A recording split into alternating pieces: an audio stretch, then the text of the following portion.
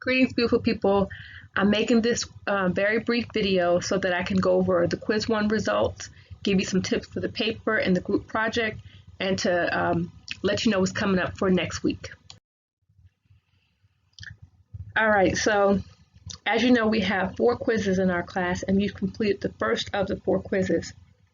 Each quiz is worth 25 points.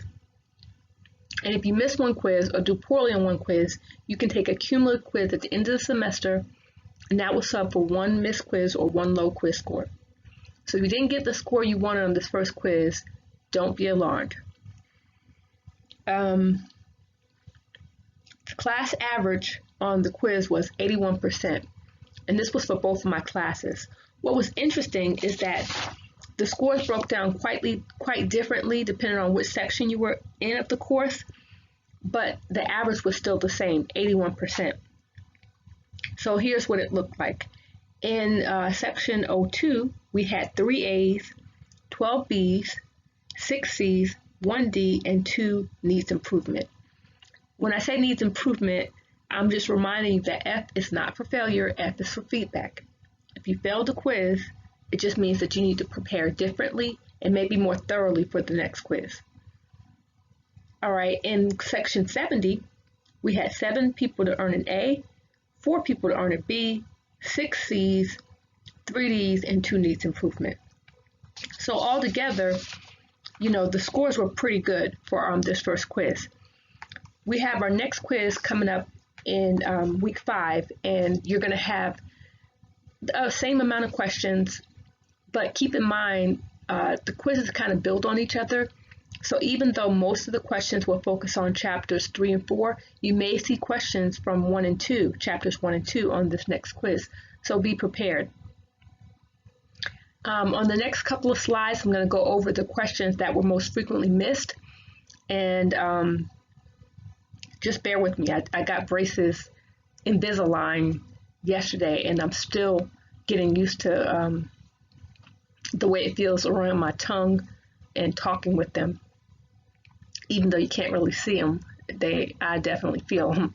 Anyway, there were 2 questions that maybe half of the class missed in both classes, so it was pretty consistent. The rest of the questions, there was a high percentage of people who answered the questions correctly, and just 1 or 2 who missed it. So I'm going to focus on those few questions that people missed the most frequently. Okay, so the first question said, which of these statements is true? And your choices were, the scientific method is not foolproof.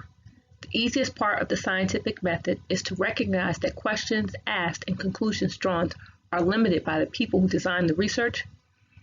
Scientists never draw conclusions too hastily, or scientists believe that replication is unimportant. So the correct answer was, the scientific method is not foolproof.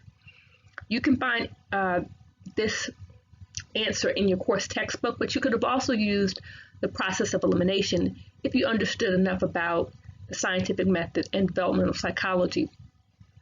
So yes, we want to hope that scientists are not going to draw hasty conclusions, but the history of science teaches us that occasionally scientists will draw conclusions prematurely. So that question is not true. That statement is not true. Scientists believe that replication is unimportant. That's the opposite of true. Replication is very important. We need to replicate the experiment or replicate the survey so we can find out if this information is valid.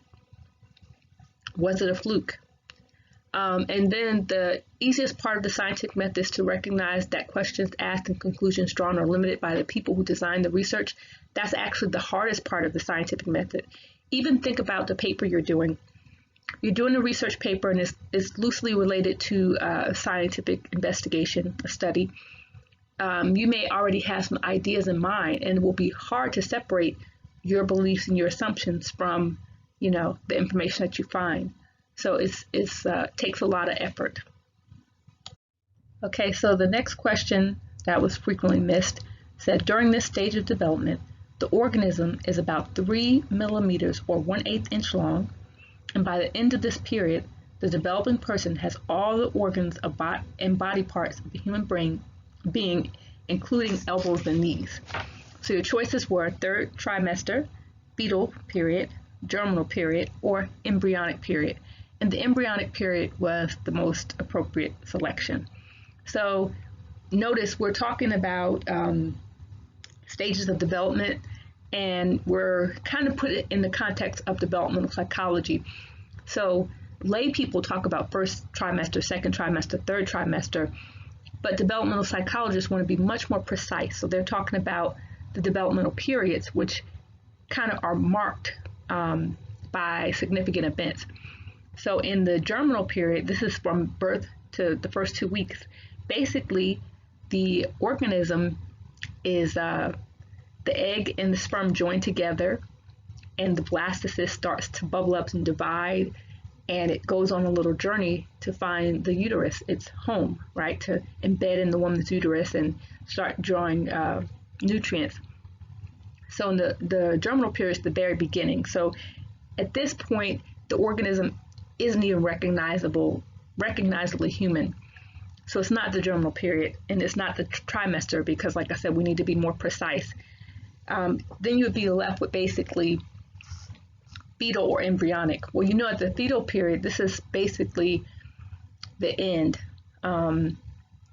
So you are just becoming more human in the fetal period. The reason why embryonic is the correct response is partially the cues in this in the scenario. It's letting you know that the size, right, how small this organism is, and then it says that the organs are formed. Well, organogenesis happens in the embryonic period. So during the embryonic period, that's when the major organs are formed, and that's the main reason why it's the embryonic period was the best choice. Like I said, about 50% of the class got this question right, and then the rest, got it wrong. The last question I felt was worth mentioning is the short answer response. So in the short answer response, you needed to talk about Bronfenbrenner's theory. Some people receive full credit, others receive partial credit. To earn full credit, you need to let me know that you understand that Bronfenbrenner's theory is an ecological systems approach. So in other words, he's saying that this developing organism, this person, is influenced by a lot of factors, and these factors can be grouped together in terms of systems. Okay, and all of these systems interact with one another. So you need to say something about the theory or the model. Then you should have mentioned at least 4 of the systems: the microsystem, mesosystem, exosystem, macrosystem, and chronosystem. And you need to give me a little definition or example of each of these systems. And if you did that, you receive full credit. If maybe you mentioned, for example, a common error was to say that the mesosystem was they confused the mesosystem and the microsystem, you might have received partial credit. For the mesosystem, this is an interaction of 2 systems, so the interaction of the microsystem and the exosystem. So in the chronosystem, you should have said something about time or history. And that's pretty much it for the frequently missed questions. If you have more questions or concerns about Quiz 1, I do hold office hours, so if you email me, I can email you back and we can set up a time to Zoom. Usually I Zoom during office hours, but I can also be flexible, and we can go over your specific missed questions. The paper. Some of y'all are like, what? We got to do a paper in this class? Trust me, I feel you. In my class, I'm currently taking, I'm writing a big paper, and we've had to break it up into sections also, just like we're doing in our class. And because my class is at the doctoral level, we're having to use many sources, and the criteria are a little bit more stringent. For our class, I'm not as strict. However, you do have to show me that you picked a topic that is connected to psychology. You have to research your topic with reliable sources, so you're getting valid information, and you have to put it all together. Now, in this first assignment, P1, all you had to do was select a topic, and you're using the P1 chart where I've given you some guidelines, and you basically delete the sample information and include your information, and that's how you select your topic. So that's the first step, okay? You want to pick a topic that you're interested in. So if you are like, I'm not sure, think about topics hobbies that you do, or think about your future career, or just think about something that you heard that caught your attention. You could even do something like music and psychology or sports psychology. There are so many different ways to go. And then when you use the P1 document, you'll narrow it down and come up with the topic that you can actually research for the purposes of our paper. P2, which is coming up soon, is the annotated bibliography. And this is where you're going to find some sources, again, scholarly sources, and you're going to put them in APA style, and you're going to give an annotation, so a short description of the source and why it's relevant for your particular paper. P3 will be an outline, kind of like a rough draft, or just a skeleton of what you plan to talk about, and then P4 is the actual paper. So looking at the syllabus, you see that our P1 assignment was due this week, right? P2 is going to be due the week of September 28th. And P3 will be due the week of October 19th. And then the final paper will be due the week of November 9th. So you have time to play with this paper. And the end paper will probably be about 4 pages, typed double-space using APA style. The group project, yay! Okay, so first things first, everybody should have a group because I put you guys in groups in Canvas. And if you haven't reached out to your group, you probably want to do so soon, okay? Because this is a required assignment. It's worth 100 points and it's due the week of, it's due November 6th. So if you divvy up the labor, the project can really be fun. Okay, I've seen all kinds of fascinating presentations over the years. I've been doing this project since I started teaching, and I've modified it a few times, but I'm always impressed with what the students come up with. So have fun with the project, be creative. You want to make sure you thoroughly research your topic and that you put together either a PowerPoint presentation, a Prezi, or a video, or even a script for a play, or just something that's showing me that everybody in the group worked together to create this final product. You will not be writing a paper. Don't write a paper. This is a group project, so it's like a presentation. And whatever you submit to me for the group project, I'm going to share it with the entire class, and the class will get to critique you. So if you have questions about the group project, remember I'm available via email, and the questions thread is awesome because everybody in the class can chime in.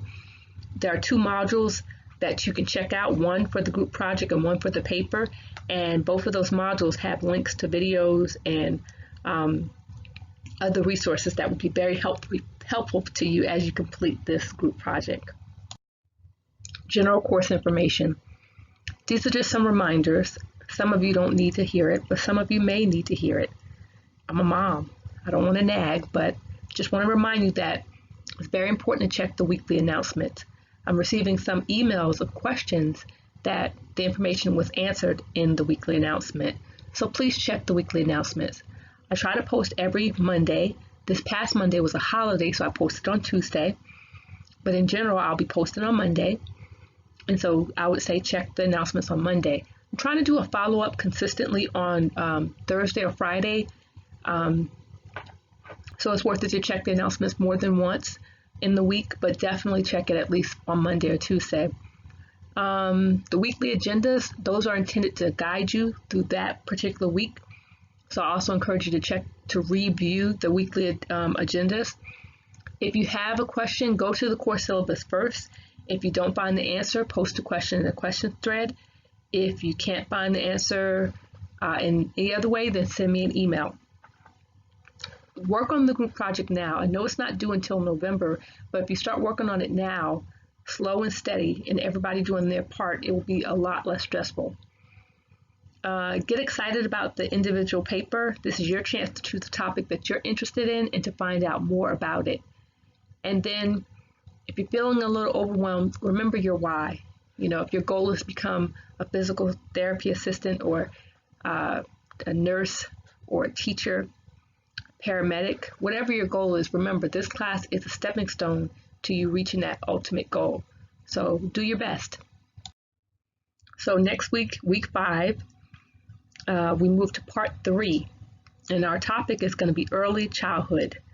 So quite fascinating. I encourage you to start reading the chapter right now if you can. But when we have our assignments next week, you're going to have a quiz 2, that's going to focus on chapters 1 through 4. So it's not going to be on the current reading. If you haven't finished reading chapters 1 through 4, you need to do that before you move to chapters 5 and 6. The class participation will be focused on early childhood, and I look forward to, exploring human growth and development with you next week.